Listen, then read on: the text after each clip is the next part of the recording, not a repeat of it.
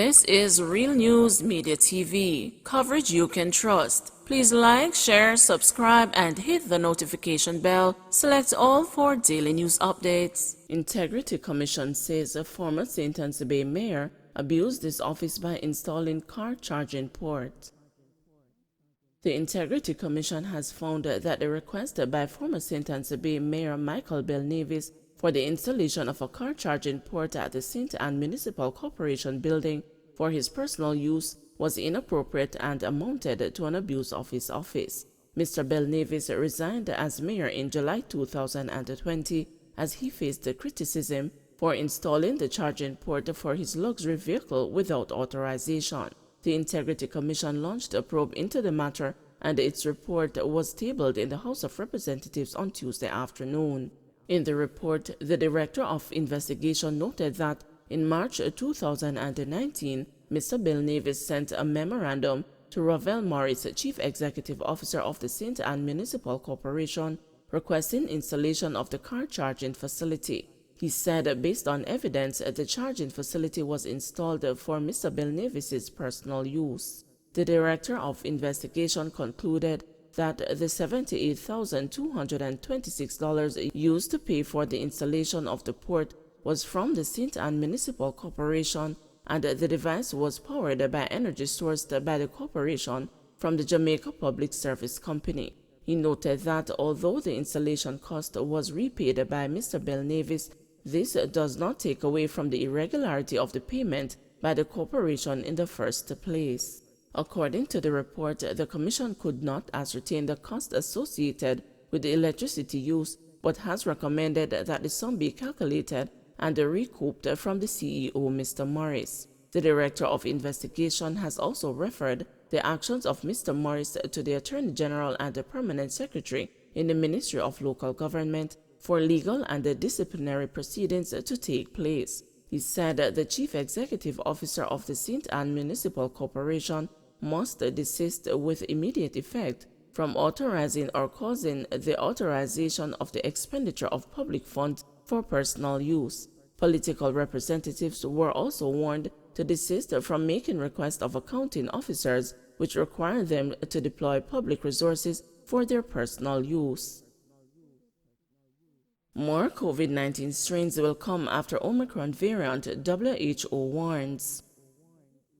The World Health Organization on Tuesday said the pandemic will not end as the Omicron variant subsides in some countries, and warned that the high levels of infections around the world will likely lead to new strains as the virus mutates. The WHO's COVID-19 technical lead told a briefing in Geneva that while many people are speculating or suggesting that Omicron will be the last variant, that is not the case because the virus is circulating at a very intense level around the world.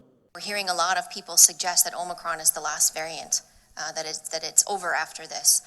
And that is not the case because this virus is circulating at a very intense level around the world. You will see in our weekly epidemiologic update that will be published in a few hours that there's another 20% increase in cases in the last 7 days, with almost 19 million cases that have been reported to us. And again, that's a true underestimate of what is actually circulating around.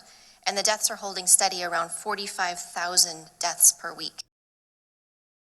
Malahoo Fort says the Parliament must change how it revises laws.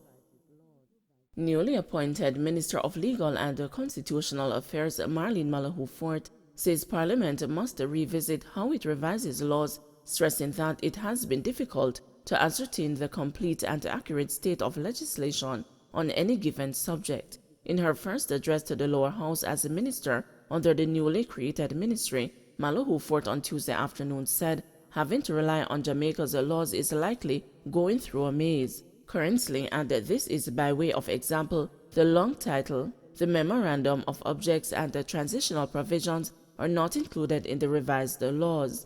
Neither do the revised laws indicate which provisions have been repealed, and the renumbering of sections and subsections is just one of the work, she said, adding that the workload of the new ministry will be heavy.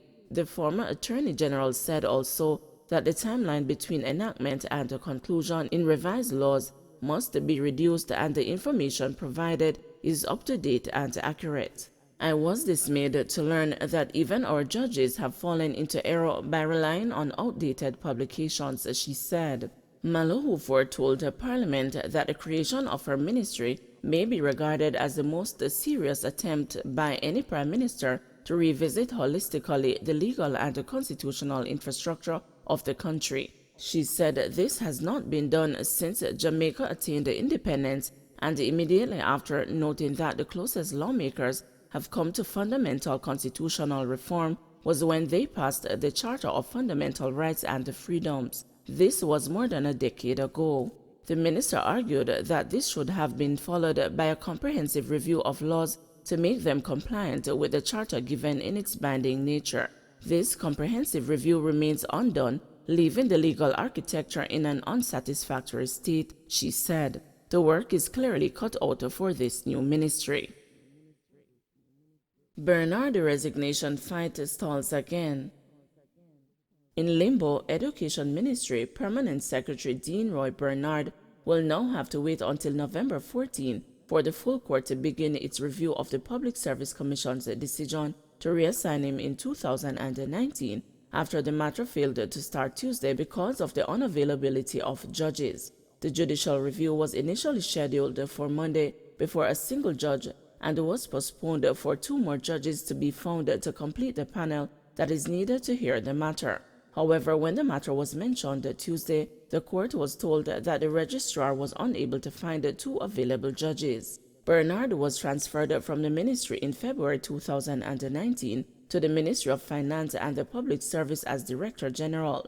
Dr. Grace McLean, who was the Chief Education Officer in the ministry, was promoted to Permanent Secretary. However, Bernard successfully contested the move, and McLean was relegated to Acting Permanent Secretary after the court ruled that the post should not be reassigned until the matter has been settled. He was granted leave for judicial review. Bernard's reassignment was done when the Caribbean Maritime University scandal involving then Education Minister Ruel Reid started to unfold, but he was never told why he was transferred. The public official was informed by way of a letter from the Office of the Services Commission dated March 1, 2019, that his reassignment was being done on the recommendation of Prime Minister Andrew Holness and is in keeping with Section 126(3) of the Constitution of Jamaica. The reassignment was to take effect on February 14, 2019, but the salary and allowances would remain unchanged. But Bernard responded with a claim against the Services Commission and the Attorney General seeking leave for a judicial review as well as a stay of execution of the reassignment, a declaration of the move as unconstitutional and null, and a mandate to reverse the directive. Among Bernard's grounds for the claim were that the Prime Minister had no authority to recommend a reassignment, and that the Commission had a duty to review the Prime Minister's recommendation, and that neither the Constitution nor the staff orders contemplated the forcible removal of a permanent secretary to a lower or other position in the public service. The aggrieved public servant also contended that the Director General is not a position on the establishment of the Finance Ministry, and that the reassignment was done without reason and amounted to a demotion. Attorney at law Mark Williams is representing Bernard, while Keith Bishop and Andrew Graham are lawyers for the Office of the Services Commission. U.S. CDC raises Jamaica's COVID-19 risk to level 3. The U.S. Centers for Disease Control and Prevention has elevated its advisory warning to Americans about the risk of traveling to Jamaica because of the rising number of COVID-19 cases. Jamaica was among 20 countries which the CDC placed on its Level 3 high list on Tuesday. Level 3 countries are considered high risk for COVID-19. Jamaica was previously at Level 2. As new infections increased by 20% worldwide over the last week, with approximately 19 million cases reported during the 7-day period, the World Health Organization has warned that the Omicron variant will not be the last strain of COVID-19. Integrity Commission highlights procurement breaches by Jamaica Fire Brigade.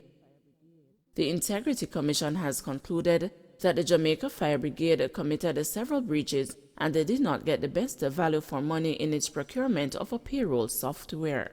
The finding is contained in a report tabled on Tuesday in the House of Representatives. The investigation was launched by the then Office of the Contractor General following an anonymous complaint received on April 25, 2015. That complaint stated that there was no procurement for the acquisition of the payroll software system and the system was dysfunctional. In its report, the Integrity Commission says it found that the fire brigade did not receive the best value for money because there was no formal procurement and a contract administration record. It also points to the inability of the payroll system to meet the needs of the fire brigade and the absence of certain terms and conditions in the contract that would facilitate testing of the software and the dispute resolution mechanisms. The Director of Investigations at the Commission, Kevin Stevenson, says the contract was entered into by the Jamaica Fire Brigade and the Turbo Pay Limited on July 24, 2013, using the direct contracting procurement method. He says that is permissible given that the company provided the initial software which was being upgraded, but he says due consideration should have been given to the evaluation of the sole invited bid to ensure its suitability as it relates to the needs of the procuring entity and obtaining best value for money. Mr. Stevenson says there is no evidence to indicate that an adequate needs assessment and due diligence process was undertaken by the Jamaica Fire Brigade prior to and upon receiving the proposal submitted by Turbo Pay Limited. He also says he saw no evidence to support Turbo Pay Limited's assertion that the anomalies identified by the Fire Brigade in the implementation and operation of the upgraded payroll software system were rectified. The Director of Investigations has also recommended that a forensic audit be carried out regarding claims made by Turbo Pay Limited that it is owed almost $170,000 in relation to the contract. Don't forget to like, share, subscribe, and hit the notification bell. Select all for daily news updates.